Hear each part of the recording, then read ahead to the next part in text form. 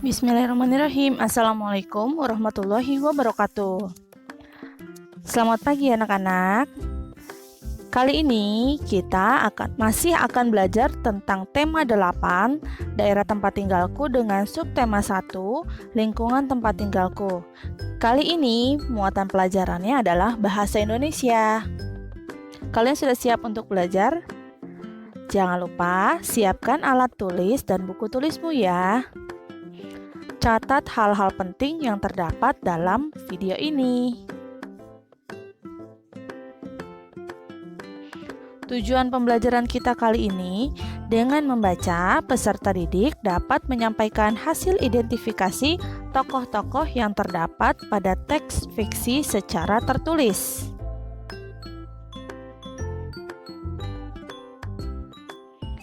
Kali ini kita akan belajar tentang unsur-unsur intrinsik cerita. Unsur-unsur intrinsik itu artinya apa ya?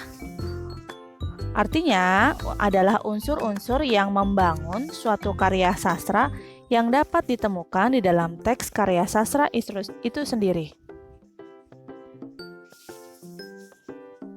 Ada berapa ya unsur-unsur intrinsik cerita? Ternyata ada 7.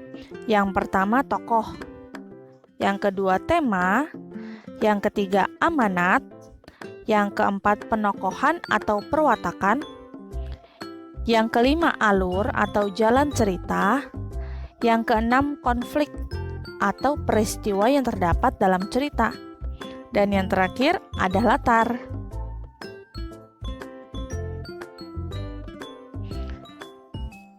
Kali ini kita akan membahas tokoh.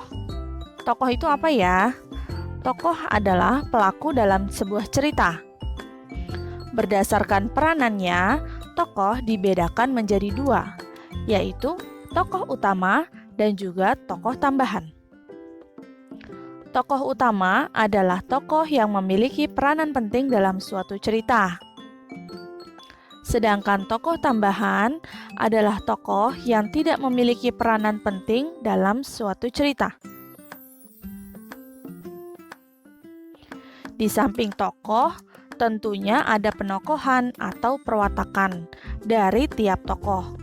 Tiap tokoh memiliki watak yang berbeda, tergantung oleh setiap keinginan penulis. Berdasarkan perwatakannya, tokoh dibedakan menjadi 3, yaitu tokoh protagonis, tokoh antagonis, dan tokoh tritagonis. Pengertian dari tokoh protagonis adalah tokoh yang berwatak baik dan biasanya sebagai tokoh utama. Yang kedua, tokoh antagonis adalah tokoh yang berwatak jahat dan sebagai tokoh penentang dari tokoh utama. Yang ketiga adalah tokoh tritagonis. Adalah tokoh penengah antara tokoh protagonis dan antagonis.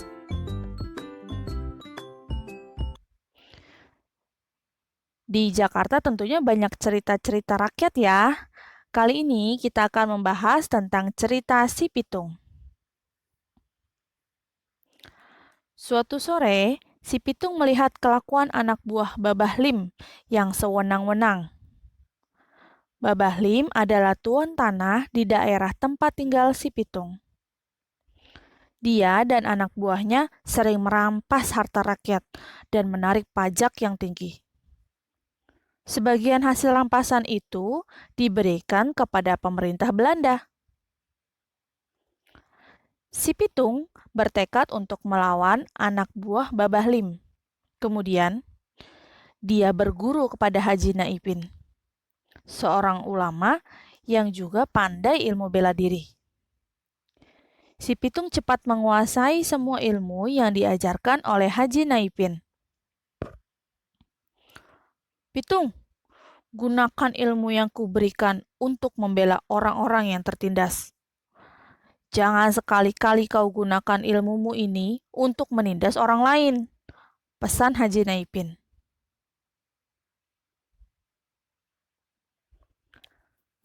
Sekarang, Si Pitung sudah siap melawan anak buah Babah Lim. Dia menghentikan ulah anak buah Babahlim yang sedang merampas harta rakyat jelata. "Hei anak muda, siapa kau? Beraninya menghentikan kami?" tanya salah satu anak buah Babahlim. "Kalian tak perlu tahu siapa aku. Yang jelas, aku akan menghentikan ulah kalian selamanya," jawab si Pitung. Anak buah Babahlim menyerang si Pitung. Namun, si Pitung bisa mengalahkan mereka semua. Sejak saat itu, nama si Pitung terkenal di kalangan penduduk. Si Pitung memutuskan untuk mengabdikan hidupnya pada rakyat jelata. Dia bertekad untuk mengambil hak yang sudah dicuri oleh tuan tanah dan mengembalikannya kepada rakyat. Dia mengajak beberapa temannya untuk bergabung dengannya. Kelakuan si Pitung tidak disukai oleh tuan tanah dan juga pemerintah Belanda. Mereka mengeluarkan perintah untuk menangkap si Pitung. Namun, si Pitung amat cerdik. Dia selalu berpindah tempat sehingga pemerintah Belanda dan juga tuan tanah tidak bisa menangkapnya. Karena kesal, pemerintah Belanda menggunakan cara licik. Mereka menangkap Pak Piun, ayah si Pitung, dan Haji Naipin. Salah satu pejabat pemerintah Belanda yang bernama Scott Hein mengumumkan bahwa jika si Pitung tak menyerah, Pak Piun dan Haji Naipin akan dihukum. Si Pitung mendengar berita tentang penangkapan ayah dan gurunya itu. Kemudian dia menghadap Scott Hein dan menyerahkan diri. Dia tak mau ayah dan gurunya menderita.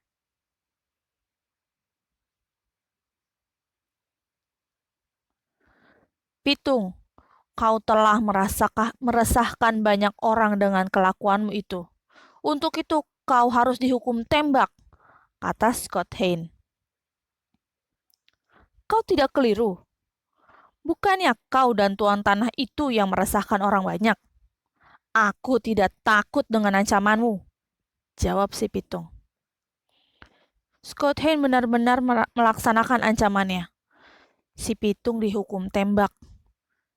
Hidup si Pitung berakhir di ujung peluru. Namun, kisah kepahlawanannya tetap dikenang. Si Pitung, si pahlawan rakyat jelata. Nah, itu adalah contoh salah satu cerita rakyat yang berasal dari Jakarta. Kira-kira ada lagi nggak ya cerita rakyat dari Jakarta? Apa kamu tahu cerita rakyat lainnya dari daerah DKI Jakarta? Setelah membaca teks tersebut, kerjakanlah soal-soal berikut ini. Yang pertama, apa jenis cerita rakyat teks berjudul Si Pitung dan berikan alasanmu. Kedua, sebutkan nama-nama tokoh yang terdapat pada cerita tersebut. Yang ketiga, siapa tokoh utama dan tokoh tambahan dalam cerita tersebut. Jangan lupa dijelaskan ya. Dan yang terakhir, nomor 4, tuliskan tokoh protagonis dan tokoh antagonis dalam cerita. Jangan lupa untuk memberikan alasanmu mengapa ia disebut tokoh protagonis dan juga antagonis. Jawaban tuliskan di buku tulismu dengan rapi. Kemudian hasilnya dikirim ke Google Classroom yang sudah disiapkan. Terima kasih ya, kalian sudah mau belajar hari ini. Semoga ilmunya bermanfaat. Saya akhiri. Wassalamualaikum warahmatullahi wabarakatuh.